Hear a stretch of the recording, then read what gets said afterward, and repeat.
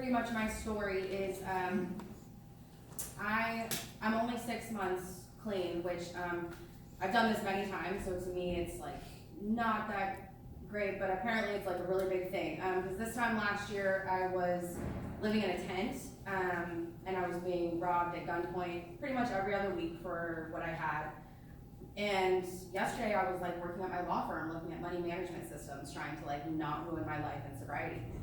So that was really cool to see, and now I'm here speaking with you guys, so I really appreciate it. But a little bit about me. So I come from a really awesome family.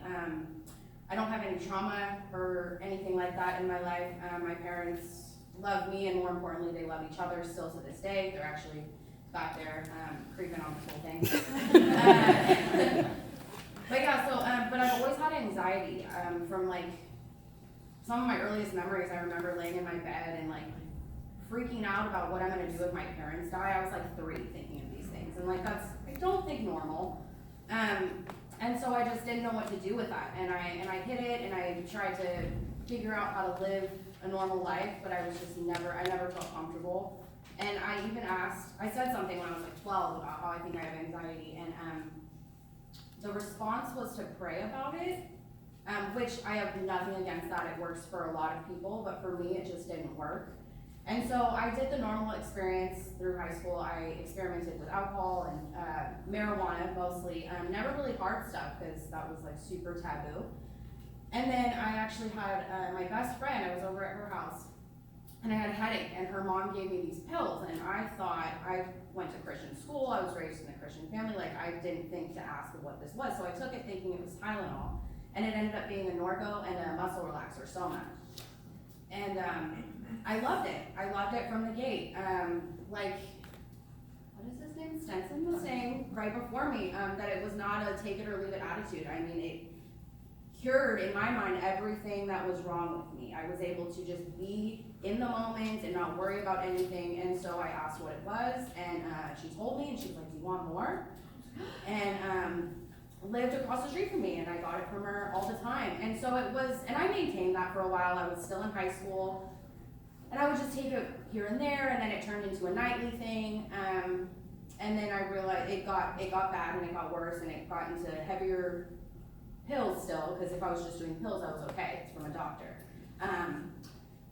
So yeah, so that got bad, and then I realized I had a problem, and I ended up finally telling my parents about this situation, and so they put me into the Kaiser CDRP program, and I was 20, I believe, and I was all about it, because they basically said, you know, you gotta get clean or you can't live with us anymore, so I needed a place to live, so I did that, and I don't think I was ready by any means. I didn't really hit a bottom, so to speak, and I did what I had to do to stay there, and so I did that, and it was good, and I turned 21, and I was sober, I went to Disneyland, it was great, and eventually I relapsed on alcohol, so because I stopped using pills, I started drinking a lot, and then I started drinking like a 30 rack of beer every night. It was very classy, and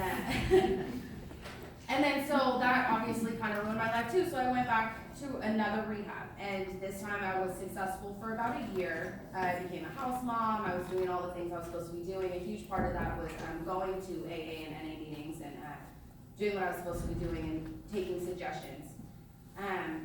But again, I hadn't really hit a bottom, and so I stopped doing all of those suggestions, and I went back out, and this time it was bad. I ended up homeless for about 5 years in the Arden area, and I started doing heroin and meth, which I obviously loved from the gate. I loved it, and because it made everything that I was doing okay. And so every bottom, I used to always say, like, I would never get to that point. I would never use needles. I would never be homeless. I would never do anything like that. And it just gets worse, and I just became okay with it and accepted that. And so for 5 years, like I said, I was homeless, and I was getting robbed, and it was just not a pretty picture, but I was okay with it. And so I had some run-ins with the law, of course, because when you're homeless, I mean, you know, people don't like homeless people, which I understand. And so I went in and out for like a night here and there, and then I finally got arrested for shoplifting, because because I had to support my habit, and I went to jail for 15 days, and it was the worst 15 days of my life. I was like, I'm never gonna go back, I hate it. So I stopped shoplifting, and then I started selling drugs, which in hindsight probably doesn't keep you out of jail. So that didn't work either. So I ended up going back to jail again for that. This time it was for a lot longer, and they released me on work project because it was my first big felony or whatever. And I didn't go because, again, I was still obsessed with the drugs. That was my best friend, it was my boyfriend, it was my everything at that point. I stopped talking to my parents, they were no longer in my life. And I was just doing what I needed to do to get by. And so I got arrested again because I didn't go to my work project. And this time I actually decided to, well, I got caught with some drugs in jail. Again, not a good idea. And so I got in trouble for that, so I had even more time. So I had a lot of time to think, and I got offered the reentry program in Sacramento County Jail. And I did not want to do it. I was not ready. I actually just got reminded of a story that the lieutenant came and talked to me, and I just told him, I was like, I'm not ready. And he's like, look, you're getting this opportunity. And I leaned in and I said, I fucking love heroin, pardon my language. And I forgot about that, and that's huge because I did, and I, to a certain extent, a part of me always will. And I don't know exactly what changed. I don't think it was me, but I got out. I got offered a drug court program, and so I took it because I was like, cool, I'll get out of jail, I'll do whatever I want, and then I'll go back. It's not a big deal. And so I messed the drug court program up a couple times, and I finally had a case manager sit down and talk to me and said, pick a world. If you want to live in that world with drugs and homelessness, then do it. And if you want to be sober, do that. And just pick one. And I don't know, I can't really say it was me that picked, because all of my choices have gotten me into the worst situations.